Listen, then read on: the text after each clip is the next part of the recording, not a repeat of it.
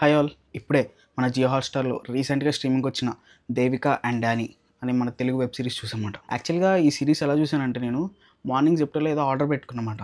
Order పెట్టుకుంటే దాంట్లో ఒక కార్డ్ వచ్చింది. ఒక వెబ్ సిరీస్ ప్రమోషనల్ కార్డ్. అదేందో గాదు ఈ సిరీస్‌దే. సరే అసలా ఏంటో చూద్దామని జెప్పి సిరీస్ అనేది స్టార్ట్ చేశా. ఇంతకీ సిరీస్ ఎలా ఉందంటే పర్వాలేదు బానే అనిపించింది. ఒక డీసెంట్ వెబ్ సిరీస్. ఈ సిరీస్‌లో వచ్చేసి మనకి 7 ఎపిసోడ్స్ ఉంటాయి. ఒక్కొక్క ఎపిసోడ్ రన్ టైమ్ కూడా వచ్చేసి మనకి దగ్గరగా 25-30 మినిట్స్ ఈ రేంజ్ మధ్యలోనే ఉంటదనమాట. కమింగ్ టు ద ప్లాట్ ఏంటంటే స్టార్టింగ్‌లో మనకి దేవిక అనే అమ్మాయిని చూపిస్తారనమాట. తను ఎవరంటే మన రీతూ వర్మ అనమాట. తనకి నిశ్చితార్థం కూడా అయిపోతదనమాట. తనకు ఒక చిన్న డౌట్ అనేది వస్తదనమాట. నేను కరెక్ట్ పర్సన్‌ని చూస్ చేసుకున్నానా ఏంటి అని చెప్పి తనకి లోపల ఒకటి ఉండిపోతది. తర్వాత ఏమవుద్దంటే ఈ పెళ్లి డేట్ ఫిక్స్ చేసిన పంతులు వీళ్ళ ఇంటికి వచ్చి వీళ్ళ నాన్నతో చెప్తారనమాట. నేను మీ అమ్మాయి జాతకాన్ని మా గురువుగారికి పంపించాను. ఆయన జాతకం చూసి నాకు ఒక విషయం చెప్పాడు. ఆ విషయం ఏంటంటే మీ అమ్మాయి ఇలా నిశ్చితార్థం జరిగి పెళ్ళయ్యే లోపు మధ్యలో మనకి 3 నెలల సమయం అయితే ఉంది గదా!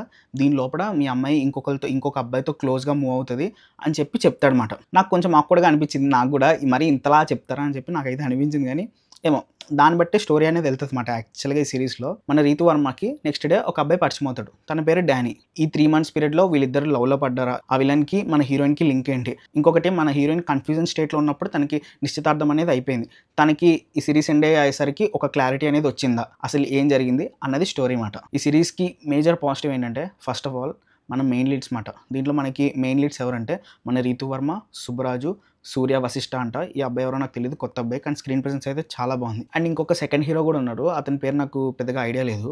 వీళ్ళు మాట మనకి మెయిన్ క్యారెక్టర్స్. వీళ్ళందరి పర్ఫార్మెన్సెస్ చాలా బాగున్నాయి. నాకు కొంచెం బాగా నచ్చింది ఏంటంటే డానీ క్యారెక్టర్ ఉంది కదా! అదే సూర్య వశిష్ఠ అనే పేరు చెప్పా కదా! తనైతే చేశాడు. తన స్క్రీన్ ప్రెజెన్స్ అయితే బాగుంది. చాలా సింపుల్ స్టోరీయే. మనకి ప్రెడిక్టబుల్‌గానే ఉంటది. కానీ యాక్చువల్‌గా ఈ యాక్టర్స్ కొత్తగా ఉండడం వల్ల కొంచెం ఫ్రెష్ ఫీలింగ్ అనేది వచ్చిందన్నమాట. అండ్ ఇంకొకటి దీంట్లో చిన్న చిన్న ట్విస్ట్‌లు అనేవి రాసుకున్నారు. అవి బాగుందిమాట. యాక్చువల్‌గా స్టోరీ వచ్చేసి మనకి డానీ అండ్ దేవిక చుట్టూ తిరుగుతది. దీంట్లో డానీకి ఒక చిన్న ప్రాబ్లమ్ ఉంటది.